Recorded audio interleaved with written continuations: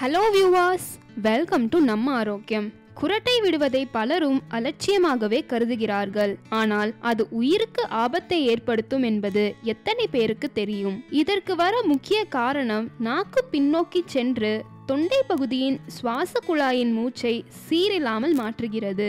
சில பயிற்சிகளை செய்தால் இதை முற்றிலும் குணப்படுத்தலாம். முதலில் நாக்கின் நுனி பகுதியால் மேலெண்ணத்தை தொட வேண்டும். சிறிது சிறிதாக நாக்கின் நுனியை பின்னோக்கி எடுத்து சென்று சில நொடிகள் அப்படியே வைத்திருந்து பின்னர் இயல்பு நிலைக்கு கொண்டு வர வேண்டும். இதை 5 முறை செய்ய வேண்டும். நாக்கை மேல்புறமாக மடித்து உள்ளே இழுத்து கொண்டு மேலெண்ணத்திற்கு நாக்கினால் அழுத்தம் நன்றாக கொடுக்க வேண்டும். பின்னர் இயல்பு நிலைக்கு கொண்டு வர வேண்டும். கீழ் வரிசையில் உள்ள முன்பற்களை தொட்டபடி ஆங்கில எழுத்தான ஏ சொல்ல வேண்டும். பின்னர் நாக்கின் மையப்பகுதி மேலெண்ணத்தை அழுத்தம் கொடுத்தவாறு திரும்பவும் ஏ சொல்ல வேண்டும். இந்த பயிற்சிகளை தொடர்ந்து செய்து வந்தால் குரட்டை பிரச்சனை குறையும் என ஆய்வுகள் கூறுகிறது.